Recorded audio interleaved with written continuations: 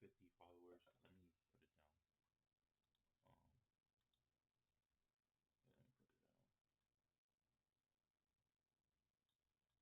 Let me put it down. Like around there. All right. Oh, All right. Let's get into the video. And This is gonna be a YouTube video, so chat, don't get mad at when I'm watching anything. But yeah, I'm gonna be doing YouTube videos right now, so you're watching right now. But yeah. What would actually happen if Donald Trump becomes US president again? We will clean out all of the corrupt actors in our national security and intelligence apparatus. We've gone through his manifesto and his party's election program. We've analyzed his interviews and countless campaign speeches. For those who have been wronged and betrayed, I am your retribution. I am your retribution. He says, you're not going to be a dictator, are you? I said, no, no, no, other than day one. We're closing the border, and we're drilling. And we took a look at the controversial Project 2025. What's all that really about? Project 25 has absolutely nothing to do with me. One thing is certain. If Trump wins on November 5th and follows through on what he's promised, the United States of America would change. He's not wrong. He's not wrong about that. Let's get this out the way. We're Gen Z YouTubers, take a guess what our political stance is. And as Europeans, we are naturally arrogant, the worst, and have a vested interest. As in, we are very much afraid of Putin and didn't invest enough money into our militaries. On a serious note, we dislike when quotes are taken out of context. So in this video, every quote will have a source in the lower left corner. In general, all our sources are in the description, so you can check our claims for yourself. And no, this video will not deal with Kamala Harris. We linked a series of resources on her below. Let's jump in. January 20, 2025, Washington, D.C. Donald Trump is sworn in as the 47th President of the United States. So help me God. So help me God. Congratulations, Mr. President. In this fictional scenario, the Republicans have won a majority in both houses of Congress. On the same day, Trump and his team get to work. Here's my plan to dismantle the deep state and reclaim our democracy from Washington corruption once and for all. First, I will immediately reissue my 2020 executive order restoring the president's authority to remove rogue bureaucrats, and I will wield that power very aggressively. In one of his first acts in office, he signs Executive Order Schedule F, which allows him to transfer or fire government officials as he sees fit. It's common for new presidents to replace up to 4,000 political appointees, such as diplomats, when they take office. But most civil servants have permanent jobs and enjoy special protections. Not in this case. Trump could theoretically fire up to 50,000 civil servants in his first days in office and replace them with new ones. Insiders told the magazine Axios that positions in the Department of Justice, the State Department, and FBI could be particularly targeted. As we completely overhaul the Federal Department of Justice and FBI, we will also launch sweeping civil rights investigations. That is crazy though. Like literally changing the FBI, the Pentagon. What is that? Wait, go back. Literally trying to change the FBI, national security, the intelligence, the State Department, and the Pentagon. That's crazy. Department and FBI could be particularly targeted. As we completely overhaul the Federal Department of Justice and FBI, we will also launch sweeping civil rights investigations into Marxist local district attorneys. Trump is also focusing on the courts. He wants to appoint 100 federal attorneys to investigate what he's calling Marxist district attorneys. They will be the 100 most ferocious legal warriors against crime and communist corruption that this country has ever seen. District attorneys are among the most powerful people in the legal system. They investigate and prosecute crimes at the state level. It was also a district attorney who opened one of the cases against Trump, resulting in his conviction for covering up hush money payments. In contrast, So that's why he's doing that. So you don't be convicted as a felon or anything. The charges could be dropped and everything. But people don't see that he was a felon. But they want him to be president. Trust U.S. attorneys investigate suspects who break federal laws. For instance, they prosecute criminals who use stolen online identities to order goods or take out subscriptions. This might sound like something out of a movie, but it's a harsh reality, and it could happen to you. We all share information online. Is this an ad? Yeah, this is an ad. Bruh. With care. It's common for presidents to appoint new U.S. attorneys, but to order 100 federal prosecutors to investigate directly against district attorneys would be unique. Since Trump's presidency, the Supreme Court has had a clear conservative majority. Trump appointed 3 of the 9 justices. Recently, the court decided that the U.S. president has absolute immunity for core constitutional powers and at least presumptive immunity for official presidential acts. Article 2 of the U.S. Constitution defines official acts broadly. The president needs some form of flexibility in order to govern effectively. A lower court is now examining which acts are official and which are private. One of the 3 justices announced by the Democrats criticized that this decision would allow the president to act like a king above the law. After taking office, Trump could try to end all ongoing investigations against him. And he could initiate investigations against his political opponents, as he has already announced several times. Trump also has a clear focus on law and order. In cities where there has been a complete breakdown of law and order, where the fundamental right of our citizens are being intolerably violated, I will not hesitate to send in federal assets, including the National Guard, until safety is restored. The key element here is a more than 200-year-old law that governs the use of the U.S. military in times of unrest, the Insurrection Act.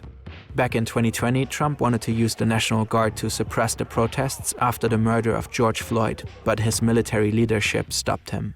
Trump later expressed regret and said he wouldn't hesitate to do so in the future. Next, let's take a look at a few possible policies Trump could enact. Agenda 47 is Trump's manifesto for this election. Most of his ideas can also be found in the 2024 Republican Party platform. We are focusing on selected items because it's challenging to interpret some of Trump's quotes. As soon as I take the oath of office, we will begin the largest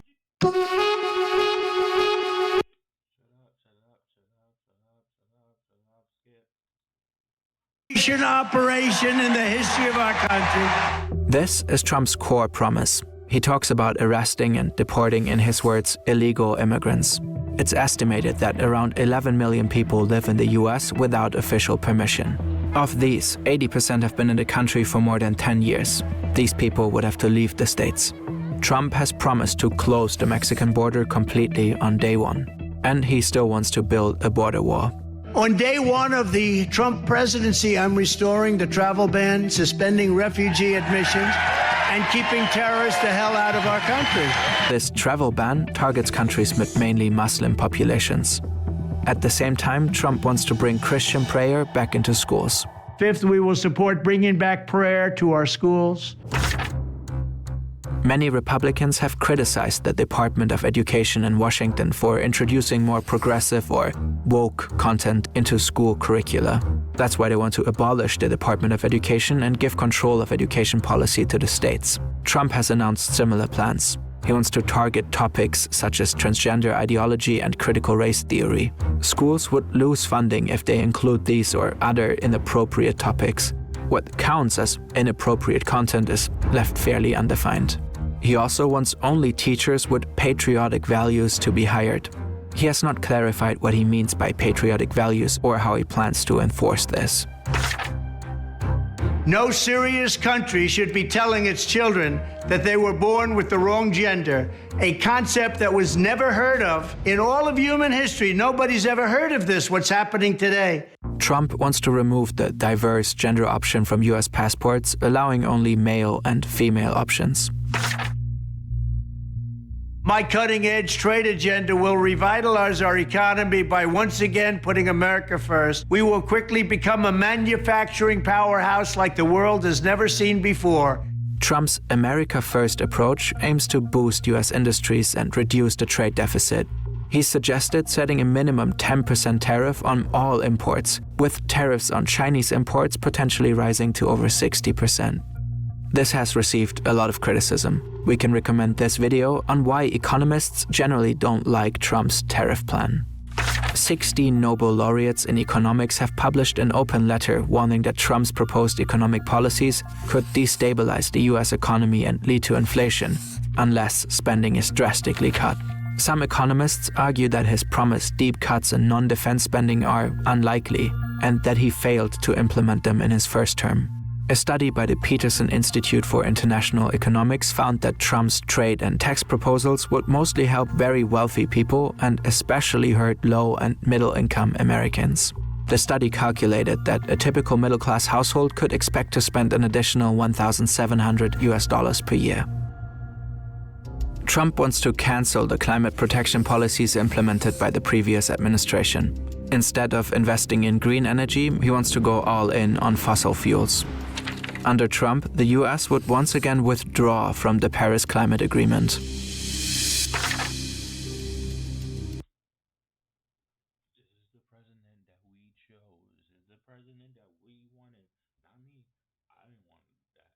But you guys wanted it. The whole world wanted it. The whole American wanted it. They voted for him. They voted for him. They wanted him so bad. So bad. They didn't want nobody else. Hillary was trying to be president. They wanted a man. No, everybody does not want a female to be president, and I don't know why. They don't want a female to be president. They think they are soft for some reason. It makes no sense. That's in my opinion. Like I think people are thinking like, oh, women are soft or something like that. It's just but yeah, this is the president where we chose. He's going. He's not trying to be green. He's killing the planet now. He's gonna kill the planet, and then what? Then everybody's gonna be like, man, watch, watch. I bet you in a couple months, right after he get into um the White House, right? In a couple months, the same people that voted for him are the same people that are gonna come out with videos saying, "Oh, why did we choose this president?" or "Why did da da da?" Like they're gonna be the same people that regret doing the thing. You guys regretted voting for him in the first term, and then you guys you want him out of office. Then you guys want him back in office. No, the America you cannot make up their minds. They cannot make up their minds.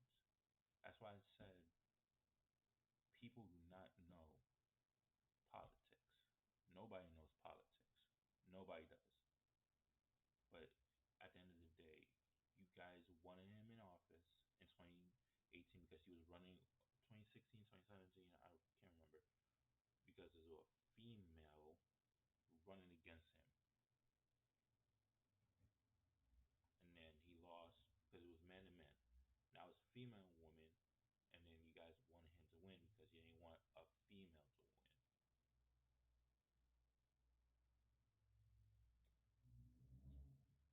Yeah, I wanted him to win because he was talk because he went on a Joe Rogan podcast because he went on he endorsed with Nathan White. He did this, he did that with the male, and he said he's gonna win because male overpowers women all the time, and that's how it is. If I were president, the Russia-Ukraine war would never have happened, never in a million years. But even now, Mm-mm. That's a iffy because you can't stop things that are gonna happen because Putin is a crazy guy. He is, but nobody would stop that. Even if he was president, he wouldn't even try to stop that. It would have been a war. Interfering with them would have been a war. If he goes to talk to Putin, da, da, da, I don't think Putin wouldn't even listen. I don't even think if the Ukraine would have listened. I don't even think nobody would have listened to him. That's my opinion. And plus, was he the same one that didn't even create any? Now, if I were president, If he was president, why you didn't create the COVID vaccine? You did not want. You didn't even create it. You didn't even made a plan to create it or anything like that. You could have end a lot of people from doing that.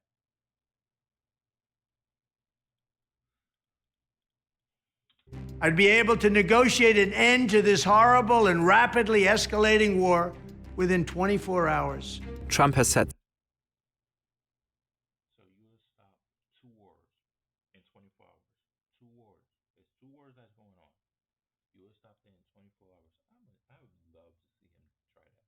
And if in a couple months of his presidency and we're going to war, I'm literally gonna just be like, you guys are the same people that wanted him in office. You guys are the same people that voted for him instead of Kamala. You're the same people that think uh, the world is better with him in office than her because she was in office and didn't do anything. She's a vice president, not the president. Dumb. several times that he could end the war in Ukraine in one day. He has not specified how he intends to accomplish. What if I told you that you could block That's what I'm saying. How you gonna stop it? How you gonna stop it in one day? How you gonna stop in one day? No war in history had ever stopped in one day. Taken as hyperbole, it's doubtful this could happen in Ukraine's favor. In an interview with the British Times, he said that financial and military aid would play a major role. Sources close to Trump told the Washington Post that he may be considering ceding some of the occupied Ukrainian territory to Russia. As Europeans, we feel compelled to emphasize that our military leaders broadly agree that Putin's regime is imperialist and expansionist. It is committing horrendous war crimes in Ukraine. If you would like to learn about them, you can find a series of links in our sources. They are undeniable and well documented. In short, Russia wants to establish a new world order and threatens peace on the entire continent if left unchecked. And indeed, Europe does need to strengthen its military capabilities significantly in any scenario. At this point, we need to discuss Project 2025. What is it? Does Trump know about it? And would it impact his potential presidency? The most important part of Project 2025 is a 920-page manifesto that came out in 2023. It's called the Mandate for Leadership. It contains detailed proposals for the next Republican president. Behind the project is the Heritage Foundation, a powerful conservative think tank backed by more than 100 organizations. According to CNN, 140 former Trump staffers are involved in Project 2025, including 31 of the 38 authors. This is a great group, and they're going to lay the groundwork and detail plans for exactly what our movement will do. A key part of the project is a plan for Trump's first 180 days in office. Its contents are secret to prevent Trump's opponents from preparing. But some information has leaked. This is Russell Vought, one of the key figures behind the project and a close Trump ally. I want to thank Russ for doing an incredible job. He was secretly recorded by journalists posing as relatives of a major conservative donor. I think you have to rehabilitate Christian nationalism. He says his organization is working on hundreds of new executive orders and regulations. A major goal is to help replace government officials. For this, the project has already selected and trained tens of thousands of candidates. Trump's team would just have to scroll through a database and pick. You can still apply on their website to possibly join the next Trump administration. But most importantly, Project 2025 wants to bring many currently independent agencies directly under Trump's control. 80% of my time is working on the plans of what's necessary to take control of these bureaucracies, and we are working doggedly on that, whether it's just Why would I apply to be with? destroying their agency's notion of independence. They're independent from the president. Project 2025 supports a maximalist version of the unitary executive theory. It wants the president to have complete control over the executive branch. This could undermine independent agencies and weaken checks and balances. When the project was made public, it faced intense criticism. Project 2025. It's a blueprint for a radical far-right takeover. Project 2025 includes a massive overhaul to the federal government as we know it. As the criticism grew, Trump began to distance himself. Let me ask you about Project 2025. Nothing. I know nothing about it. Project 25 has absolutely nothing to do with me. And then they read some of the things and they are extreme. I mean, they're seriously extreme. But I don't know anything about it. I don't want to know anything about it. In stark contrast, this is what Russell Vaught said behind closed doors. He's been at our organization. He's raised money for our organization. He's blessed it from the, I remember walking into our last day in office and told him what I was going to do. So he's very supportive of what we do. The Heritage Foundation has officially suspended its policy work on Project 2025. However, just days before, Russell Vaught said in private that they were still working on the plan for the first 180 days. He called it Phase 2. In this phase, he explained, they're preparing executive orders and agency reorganizations. The goal is to implement Trump's agenda as quickly and effectively as possible, should he win. Again, it's unclear how much, if any, of Project 2025's agenda Trump would actually implement. While the team behind it has clear ties to him, he distances himself from it after all. In light of this, let's cautiously entertain some of Project 2025's proposals for a minute. Pornography should be outlawed. The people who produce and distribute it should be imprisoned. Educators and public librarians who purvey it should be classed as registered sex offenders. And telecommunications and technology firms that facilitate its spread should be shuttered. The project is pushing for the removal of transgender individuals from military service. They also want to remove existing protections against discrimination based on sexual orientation and gender identity. This could potentially disadvantage queer people in getting healthcare or housing. Access to abortion services would be severely limited. The project's proposed policies would make it illegal to ship abortion-inducing drugs across state lines. Reports suggest that medication is used in more than half of all abortions in the US. Moreover, health insurance would no longer cover the cost of the morning after pill.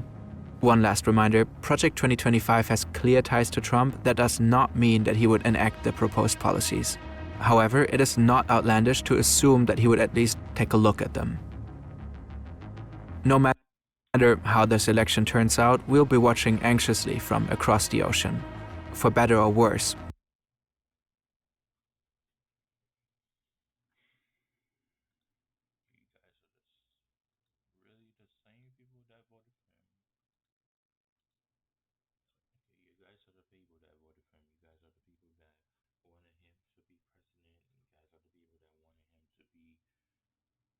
Big president again. You guys are the one that kicked him out of office, and then you bring him back. And you saw Project 2025, but you guys didn't care about that because he went on a podcast. Again, with this world, does not know what they want. You guys don't know what you want. None of y'all do. None of y'all do.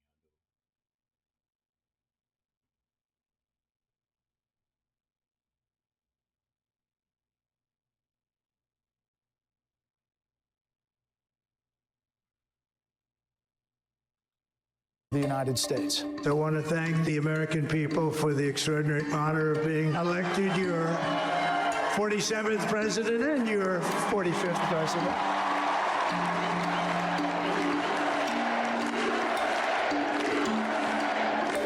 So I think we should start off by just saying what's happening, and then my big question is going to be, how should we be thinking about this? We now know that Donald Trump is returning to the White House. American voters have seen what Trump had to offer, and at least a critical mass of them decided they want to do the same thing again. I called up some colleagues at Vox to ask what we should be making of this moment, and I ended up spending a long time talking to Zach. I'm Zach Beecham. I'm a senior correspondent at Vox. Zach writes about reactionary politics, the right wing, basically. And the thing that he really wanted me to understand is that even though the outcome of this election is the same as the 2016 election, the Trump who is about to become president is different. Donald Trump is much more organized organized. He knows what he's doing, has a series of distinct policy objectives that he's reiterated again and again. It will be in a lot of ways fundamentally different than what we all lived through 4 years ago. These guys will help you pay off your credit cards faster. And the best part, you only pay them if they get results.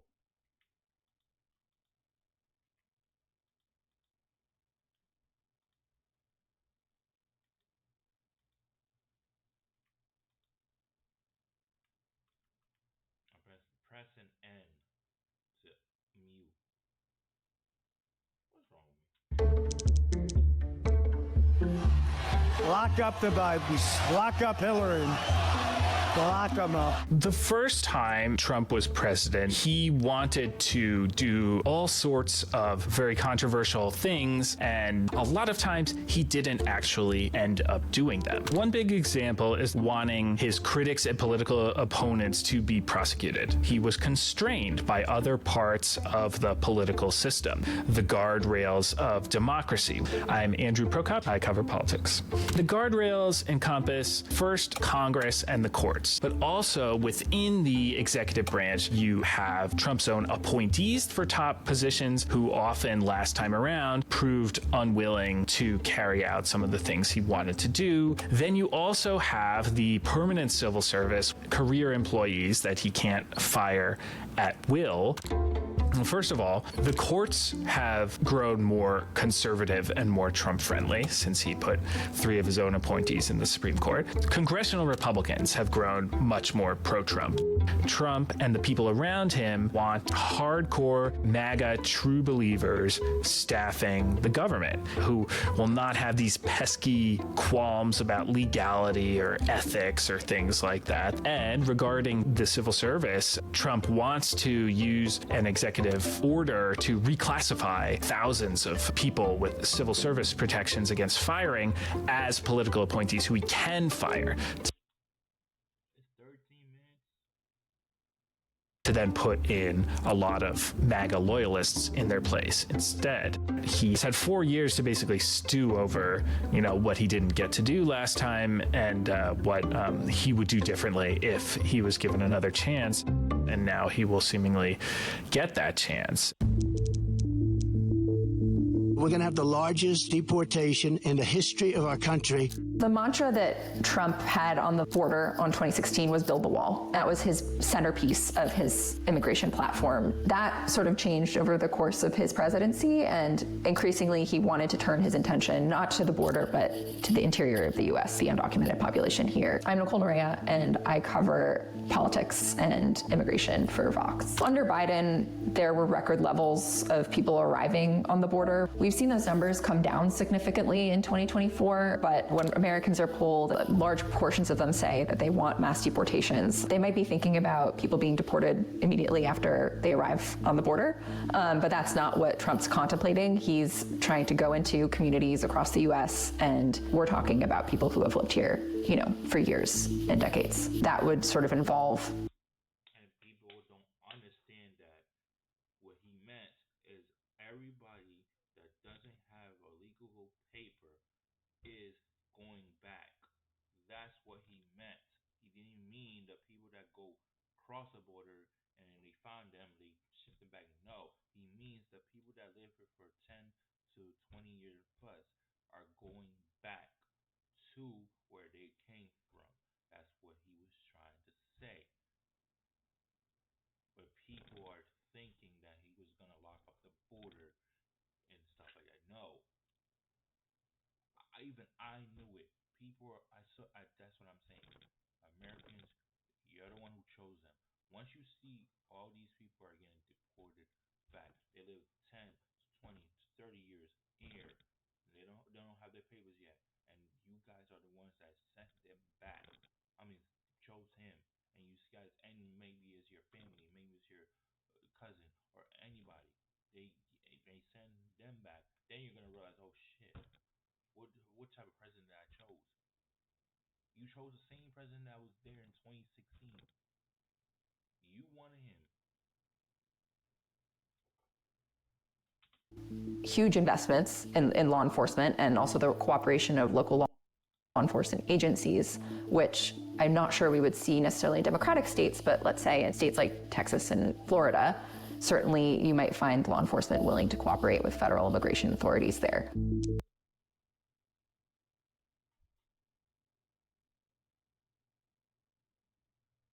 there's a lot of them in Florida. A lot of them is in Florida. Some of them is, I don't know about Texas, but I know there's a lot. A landmark decision in American history as it relates to presidential power. When Trump initially took office, the median vote on the Supreme Court was a moderate conservative, someone who would draw the line somewhere. Then Trump appointed a third of the United States Supreme Court.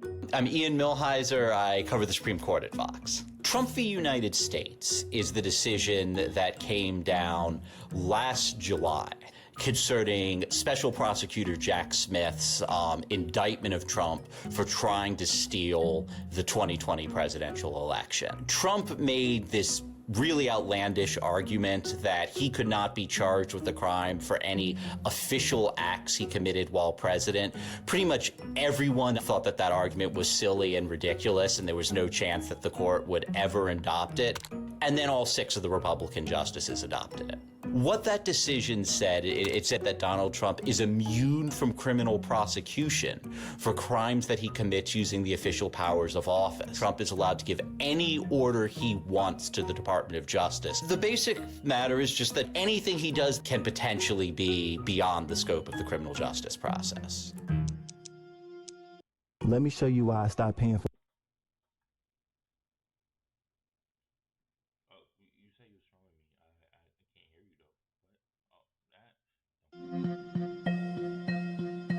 More than 40,000 Palestinians killed since the October 7th Hamas massacre. Right now, the situation on the ground in Gaza is an extraordinary humanitarian crisis and a moral stain on the United States for enabling so much of this to happen. But it can always get worse. Trump has a blank check approach to Israel. He and his advisors don't believe in any of the even feeble restraints that the Biden administration had put on Israeli conduct. There are factions inside the Israeli government that have different visions of how to conduct the war. The extreme right on Netanyahu's flank, people like Bezalel Smotrich and Itamar Ben-Gvir, believe that Trump will let them do what they want based on what he said, what his advisors say, and what his political coalition at home wants. Are you on board with the way the IDF is taking the fight in Gaza? You've got to finish the problem. These people have a maximalist vision of what they want the war to be. Actually seizing and taking Gaza for Israel and returning to settlement, right, to rebuilding Israeli outposts, moving Israeli Jewish citizens in to make sure that its control over the area never slips. That would mean not just temporary eviction of Gazans from their homes and their cities, which would be bad enough. It would mean creating a massive permanent refugee population. Outside of Gaza, in the West Bank, we can only imagine. Previous American position has been you shall not under any circumstances annex parts of the West Bank. It would be Israel declaring, in essence, its willingness to rule over the Palestinians in perpetuity. What I do know for sure is that a Trump administration would do nothing to punish them for it. Okay, let's make this quick. I'm Adam. I produced this video. I think it is fair to say this is a historic moment. And one thing it shows is that we truly do not know what the future holds. In these next 4 years, journalism is going to be important. Things will be confusing. It will sometimes be a struggle to know exactly what you should be paying attention to. We would like to be a place that you come to have your biggest questions answered, whether on our YouTube channel, our podcasts, our newsletters, our website. Our reporters, like the ones that you have seen in this video, their job is to point you to what actually matters. If you believe in that mission, the best way you can support it is by becoming a Vox member. It supports all the work that we do at Vox, and honestly, it'll also probably just help us do more videos like this that are hopefully bringing you crucial information right when it is most valuable. You can do that at vox.com/memberships. Thanks. Trump declared he would veto a national abortion ban if he's reelected. Trump winning the presidency is not good for abortion rights. I mean, he's been out there claiming that he's the father of IVF, that he's going to be great for women's rights. but he surrounds himself with lots of people who absolutely, do not have that as their goal. I'm Rachel Cohen. I cover social policy at Vox, and I've been really focused on abortion rights for the last 2.5 years since Roe was overturned. Something that has been confusing for voters is that I don't think we're going to see a federal ban coming out of Congress. The biggest way that Trump could, I think, use his executive power to restrict abortion rights is to push for the enforcement of the Comstock Act on the federal level. The Comstock Act was this law passed in 1873, and among other things, it banned mailing anything associated with abortion. When the Supreme Court legalized abortion nationwide, the Comstock Act was rendered moot. It didn't matter anymore, but Congress never actually repealed it. Now that Roe has been overturned, you have a bunch of conservatives, including J.D. Vance, who are saying now is the time actually to enforce this zombie law that's been on the books for decades that people forgot about, and we should ban anything associated with abortion from being sent in the mail. So that could include not only abortion pills, which are used in the majority of abortions in the US, but it could also mean any medical equipment associated with, surgical abortion, like dilators or speculums. That would effectively mean a nationwide ban on abortion. Do not pay somebody to build.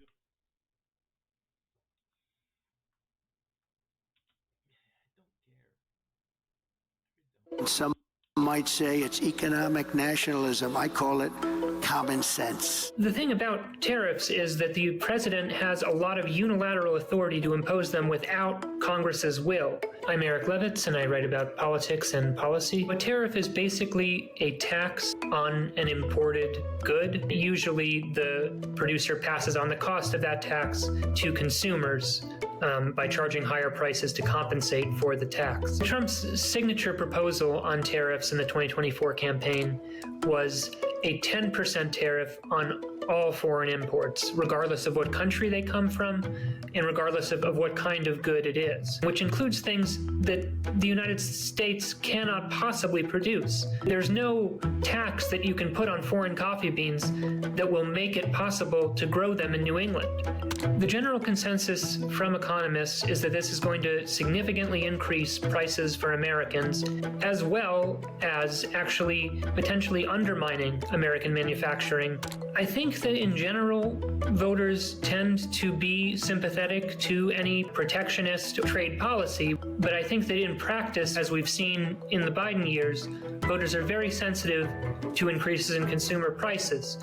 On the other hand, though, this is something that Trump really genuinely seems to believe and hold as a core economic principle, really since the late 1980s. We let Japan come in and dump everything right into our markets and everything. It's not free trade. Put a 25% tax on products that come into the United States. So that means that Trump plausibly could enact this tariff even if a majority of Republicans in Congress do not want him to.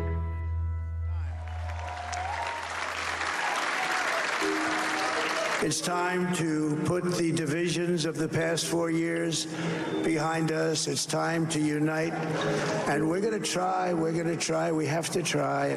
In any democratic system of government, you need nonpartisan civil servants whose job it is to follow and implement the law. A lot of that stuff is technical, from National Parks Administration to the way the Defense Department is run, to the way that we protect and store our nuclear weapons. Trump doesn't like this. Neutral rules of governance obstruct his ability to govern like a kind of machine politician who uses government as a tool of rewarding his friends and punishing his enemies.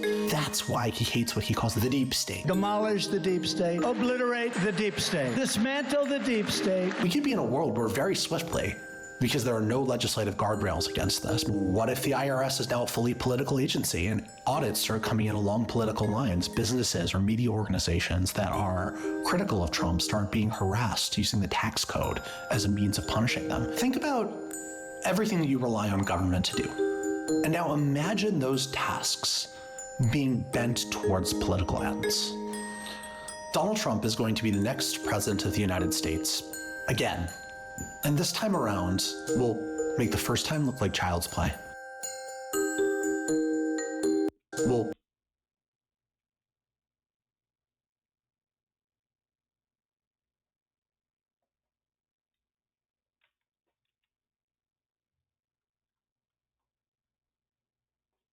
Let's go to this.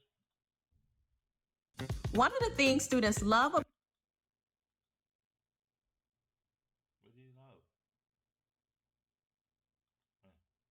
These are the states in the U.S. that have now banned abortion completely.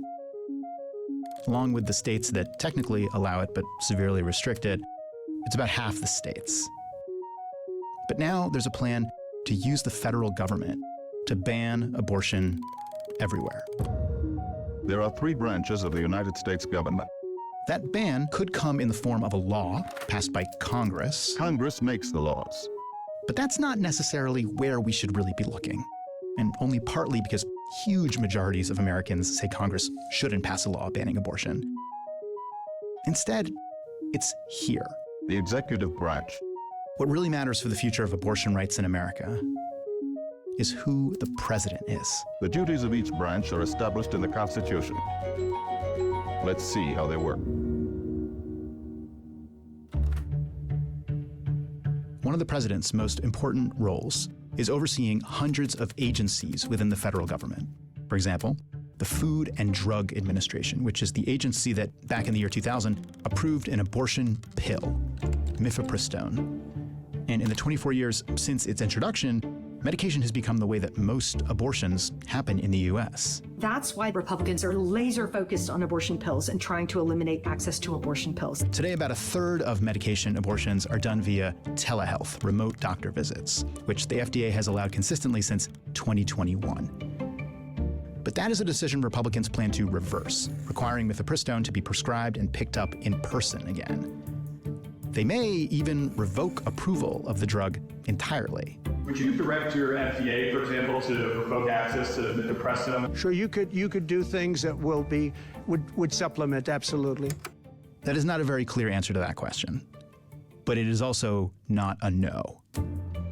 Limiting mifepristone would cut off a major way that some people who live in what we call banned states are getting abortions, although some are also doing that by visiting doctors outside of their state.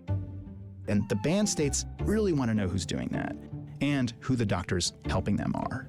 Banned states want the possibility of prosecuting people, abortion providers, abortion funds, organizations that help abortion seekers. A Trump administration could help states get that information, either by lifting the protections that keep doctors from sharing it, or by using the Center for Disease Control to create detailed records on every pregnancy in the country. All these plans are written down in a document called Mandate for Leadership. You probably know it as Project 2025. A plan written by conservative analysts and former Trump administration officials for what they would do in a new Trump administration. The document includes the word abortion just about 200 times, and we've only touched on a few of its plans to limit abortion access, but it actually contains one anti-abortion measure that dwarfs all the others.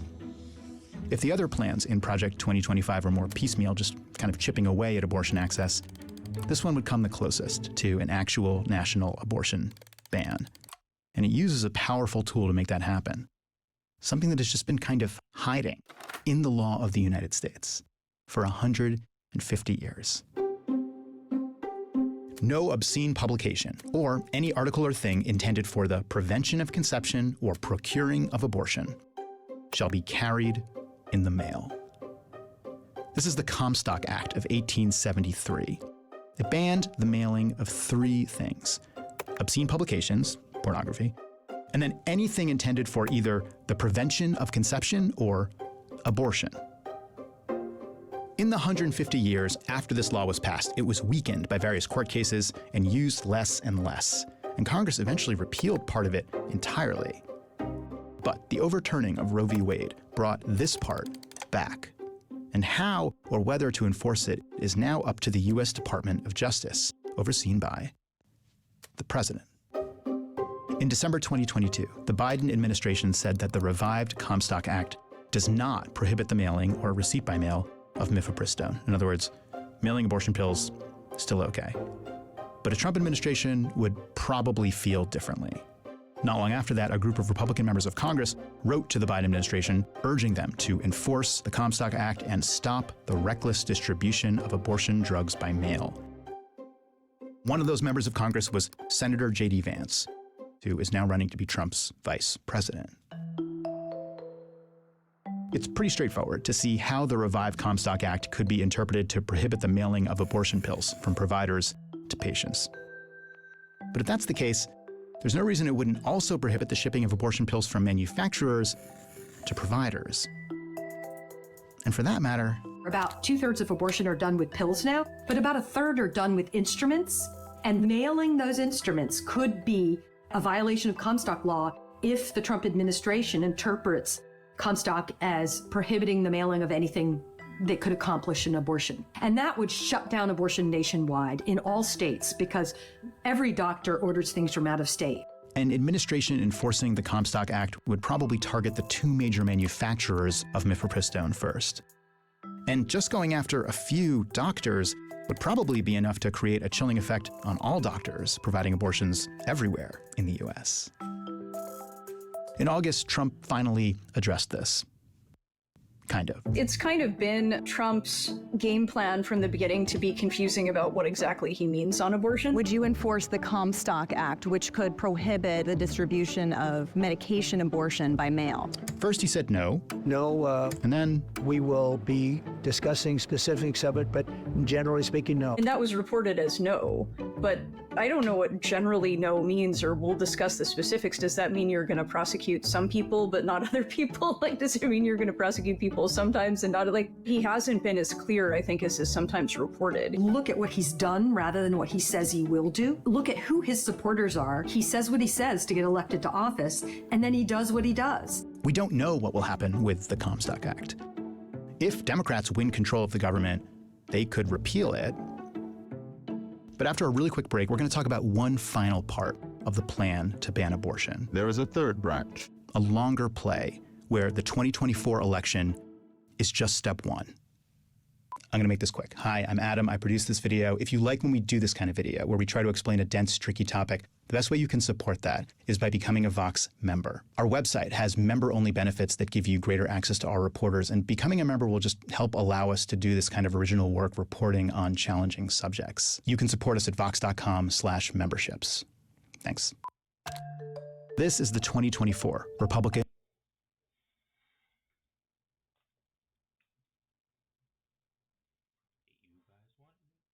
Party platform. It barely mentions abortion. What it does say is more interesting. It says, we stand for families and life, and that the 14th Amendment guarantees no person can be denied life or liberty. Doesn't sound too out there, but that is actually coded language. Anytime you see these phrases together, 14th Amendment and the repeated use of the word life, they are talking about an idea called fetal personhood. Fetal personhood gives fetuses, embryos, fertilized eggs full constitutional rights under the 14th Amendment, with the assumption that those rights would override the rights of pregnant people. The anti-abortion movement has thought of fetal personhood as the kind of end game since the 1960s. To the extent that Comstock approximates a national ban, fetal personhood is pretty much a ban, full stop. You can't legally justify abortion if the law says that embryos are people. 19 of the states actually already have some form of personhood law on the books, but on the national level, this is almost certainly not something Congress will be able to pass. And it's not something the president can do either. It will have to be done through the courts. This is where the anti-abortion movement ultimately wants to go. This is sort of the next Roe v. Wade. In 2019, an anti-abortion group filed a lawsuit in the state of Rhode Island, asking the state's court to block Rhode Island's abortion rights law on the basis that human life commences at the instant of conception and that said human life is a person. In other words, fetal personhood. They lost. But after Roe v. Wade was overturned, they appealed that case to the US Supreme Court, again on the basis of fetal personhood. The Supreme Court declined to hear their case. But the Supreme Court can change. And the groundwork has already been laid for that. Over the course of Trump's first administration, he installed right-wing judges throughout the federal court system, which is where future Supreme Court justices will probably come from. And in just 4 years, Trump was able to replace 1/3 of an already conservative Supreme Court. Another Trump term could do the same.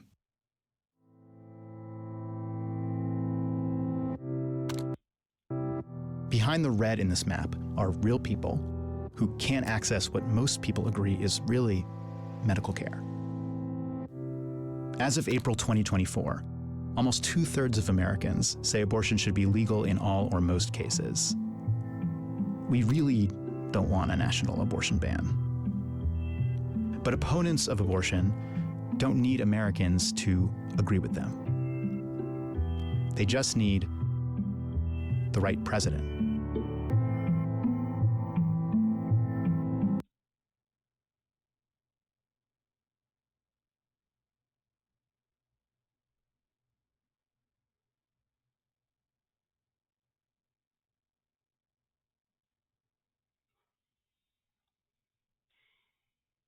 Introducing Prop Money.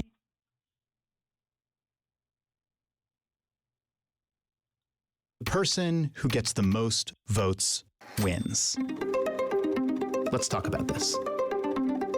In the US, we basically have two choices in elections.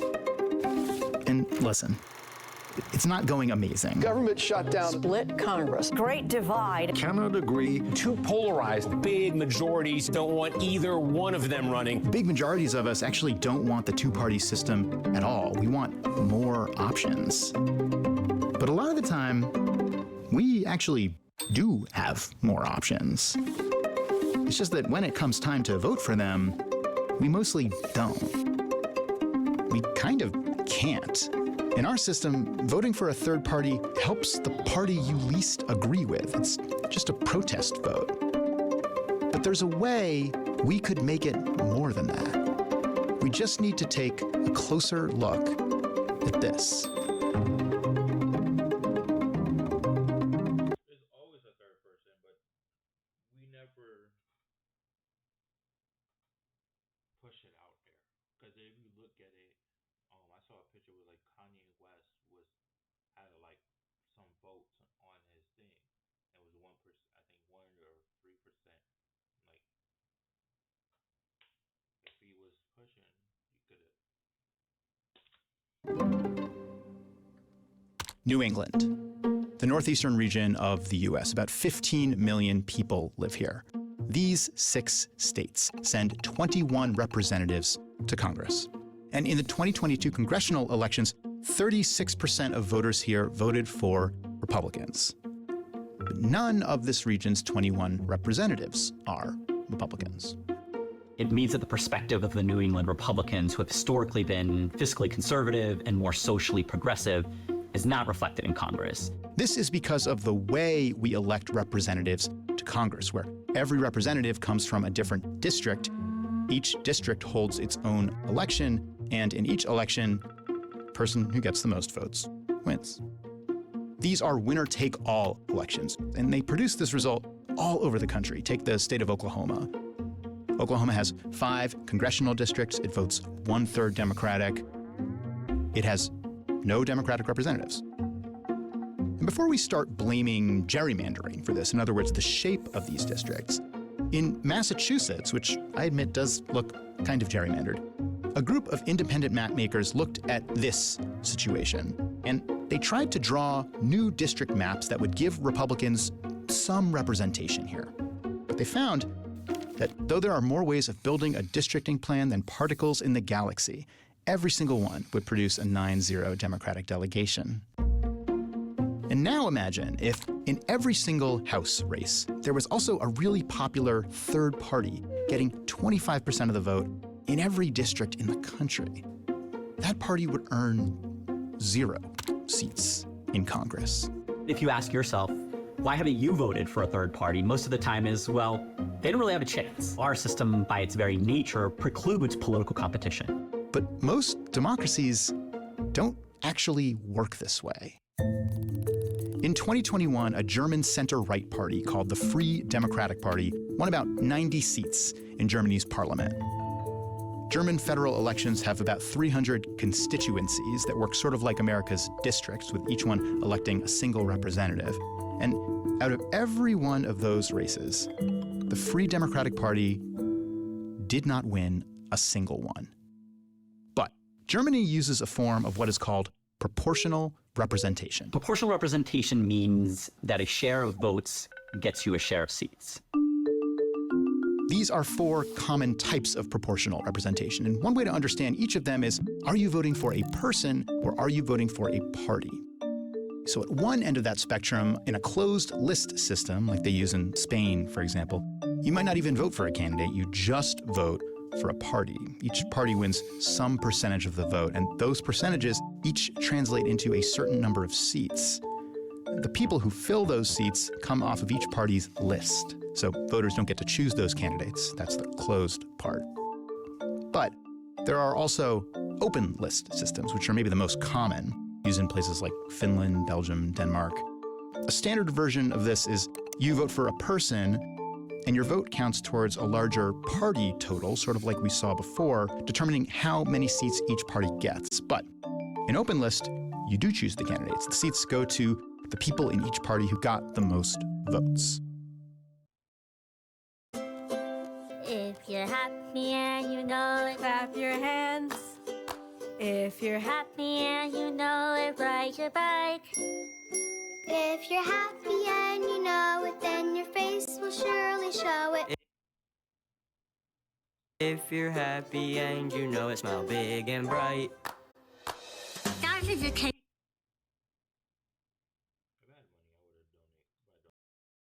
Germany uses a system called mixed member proportional.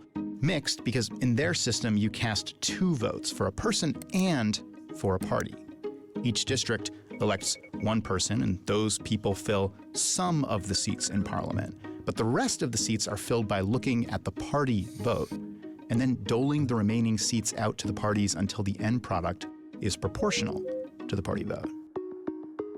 And the last one we'll look at is the one that Ireland uses to elect its legislature. And this is actually a version of something we're already starting to do in some congressional and local races in the US. Ranked choice. Ranked choice. Ranked choice voting. In ranked choice voting, instead of just voting for one person, you rank multiple candidates. It's a system that encourages you to vote for smaller parties and less established candidates, because if your first choice is unpopular, they use your second choice vote. And that process repeats itself until a certain threshold is reached.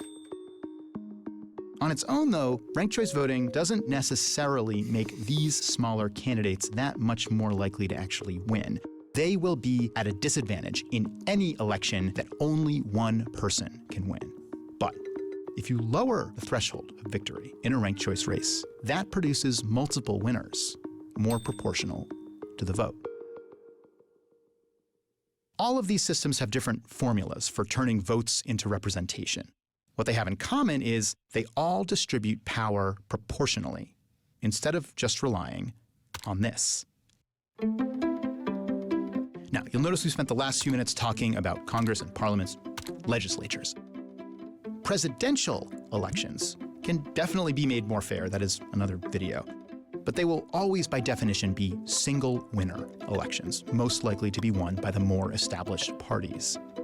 But if Congress is more representative and less polarized, it could change the whole partisan dynamic around the presidency. Right now, if the president wants to pass a law, he or she, with rare exceptions, needs both Democrats and Republican Party support.